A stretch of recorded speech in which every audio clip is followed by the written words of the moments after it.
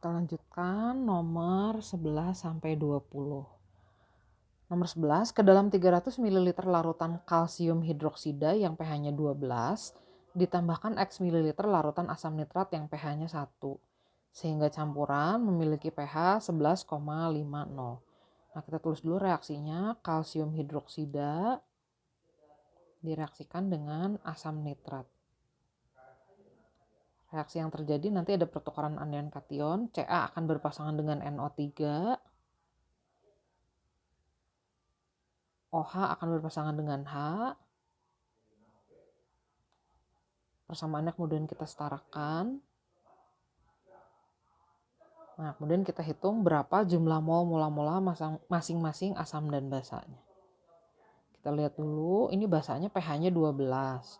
Berarti POH-nya itu adalah 2. Berarti konsentrasi ion OH-nya itu adalah 1 dikali 10 pangkat min 2. Nah, ini adalah basa bervalensi 2. Jadi molaritas basanya menjadi 0,5 dikali 10 pangkat min 2 molar. Volumenya 300 ml. Jadi jumlah molnya mola-mola 0,5 kali 10 pangkat min 2 dikali 300. Nah, ini kalau kita hitung jadi 300 dikali 0,5 berarti 150 ya. 150 dikali 10 pangkat min 2 1,5 milimol. Nah, ditambahkan asam X mililiter, pH-nya 1. Ini adalah asam kuat bervalensi 1. Jadi kalau pH-nya 1, konsentrasi ion H plusnya 10 pangkat min 1 molar juga ya. Karena valensinya 1, berarti molaritas asamnya juga sama. 1 dikali 10 pangkat min 1. Volumenya X, jadi 0,1 X milimol asamnya. Setelah dicampurkan, pH larutannya tetap di atas 7. Jadi ini artinya basanya bersisa. Asamnya yang habis. Atau reaksi pembatasnya asam. Jadi seperti ini yang terjadi waktu bereaksi.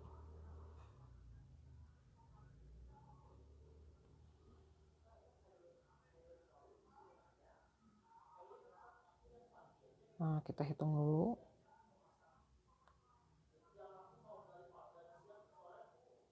Nah, kita ditanya berapa nilai X-nya.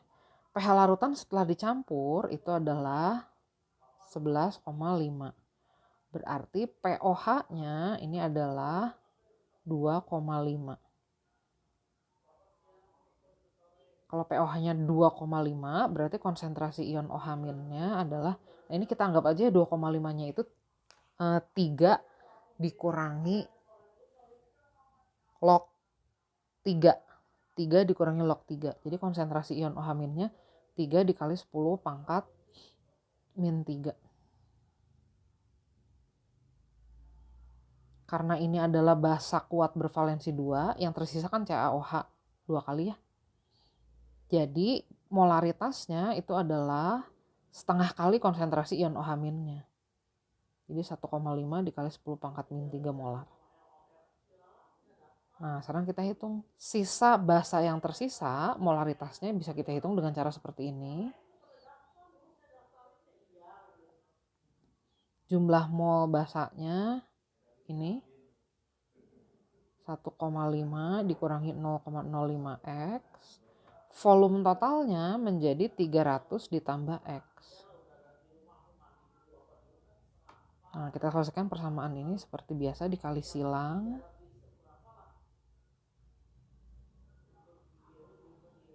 Ini kita kalikan. 300 dikali 1,5 kan berarti 450 dikali 10 pangkat min 3 berarti 0,45 ditambah 0,015 X.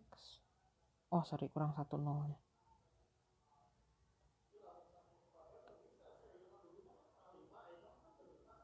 Nah, sekarang kita hitung X-nya ya. Berarti kita pindahkan dulu ruasnya 1,5 ini jadi dikurangi 0,45. Jadi 1,05 itu akan sama dengan 0,0015 X X ditambah 0,05.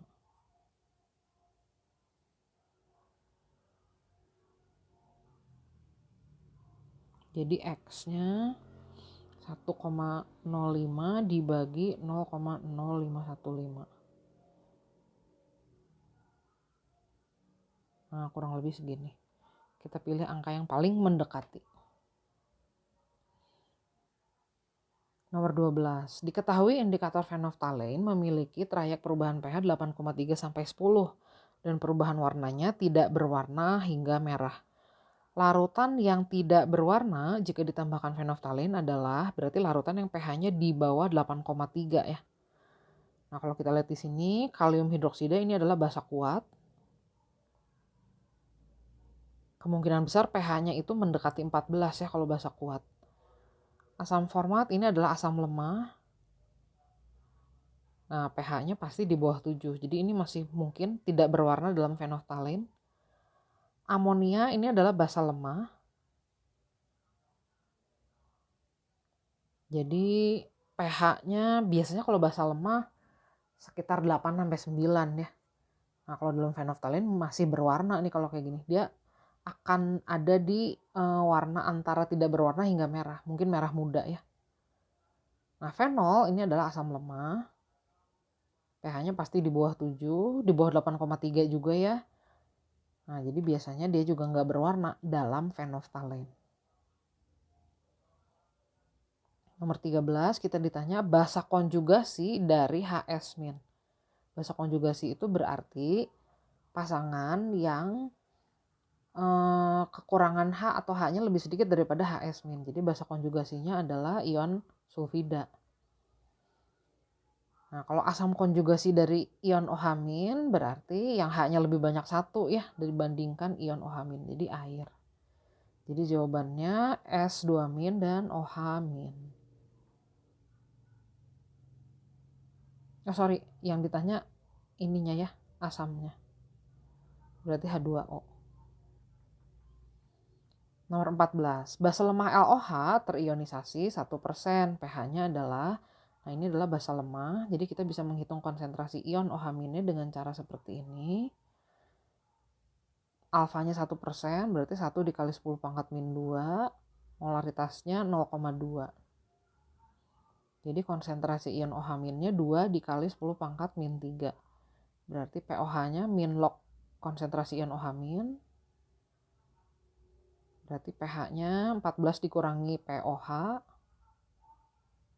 Nah, log 2-nya 0,3 jadi 11,3 ya. Nomor 15. Asam bromida 0,1 molar diketahui memiliki pH yang sama dengan larutan asam sulfat X molar. Kalau pH-nya sama, berarti konsentrasi ion H+ dari asam bromida itu sama dengan konsentrasi ion H+ dari asam sulfat. Asam bromida adalah asam kuat bervalensi 1, sedangkan asam sulfat adalah asam kuat bervalensi 2. Jadi langsung kita hitung aja. Ini 0,1 molar ya. Nah, 0,1 molar itu ini dia nggak ngasih tahu volumenya. Oh sorry, ini bukan volume, ini valensi. Maafkan.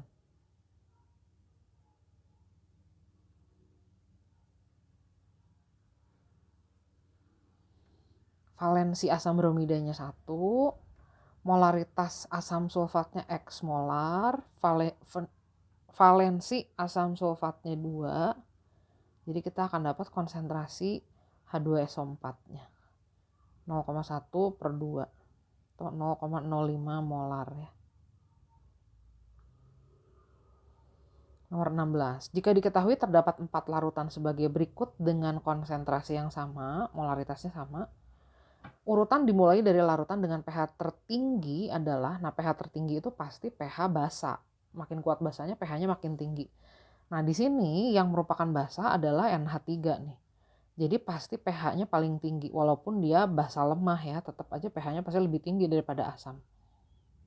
Nah di sini asam-asamnya ada asam asetat, asam lemah, ada asam sulfat, asam kuat, Ada asam klorida, asam kuat juga.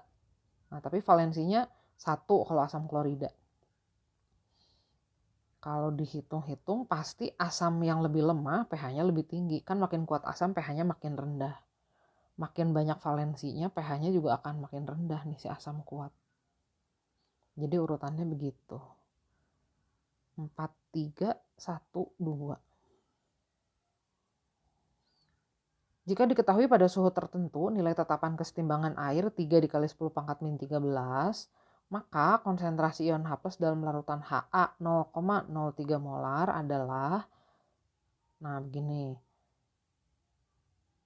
ini asamnya 0,03 molar, konsentrasi ion H+ pada asam lemah bisa kita hitung dengan cara seperti ini.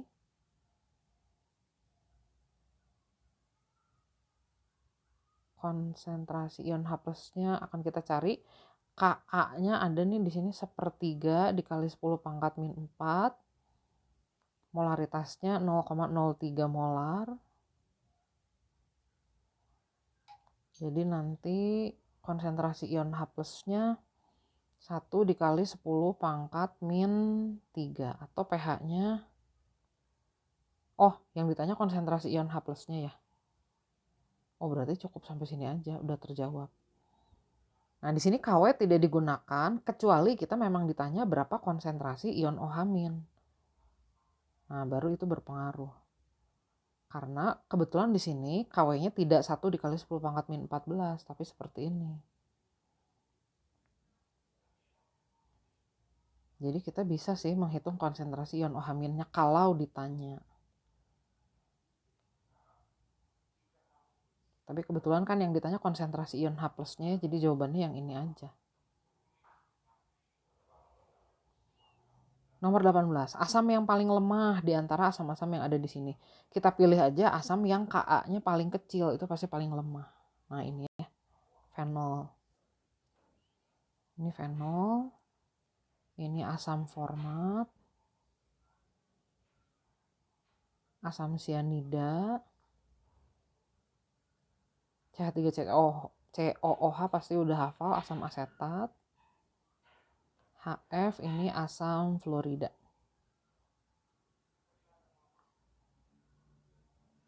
Nomor 19. Asam lemah Ha 0,2 molar diketahui terionisasi sebanyak 2%. pH-nya berapa? Asam lemah. Cara menghitung konsentrasi ion H+-nya bisa kita hitung dengan cara ini. Alfanya 2%, derajat ionisasinya berarti 2 dikali 10 pangkat min 2. Molaritasnya 0,2, berarti 2 dikali 10 pangkat min 1. Berarti pH-nya 3 min log 4. Nomor 20, asam lemah HX 0,2 molar, pH-nya 3 min log 2. Kita ditanya berapa tetapan kesetimbangan asamnya atau Ka-nya. Kita mulai dulu dari pH, pH-nya 3 min log 2, berarti konsentrasi ion H+-nya adalah 2 dikali 10 pangkat min 3 molar. Nah, konsentrasi ion H+ pada asam lemah bisa dihitung dengan cara ini. Karena kita ditanya Ka, jadi kita gunakan rumus yang ini. Jadi kita bisa menghitung berapa Ka-nya, karena memang itu yang ditanya ya. Kuadratkan aja kedua ruas.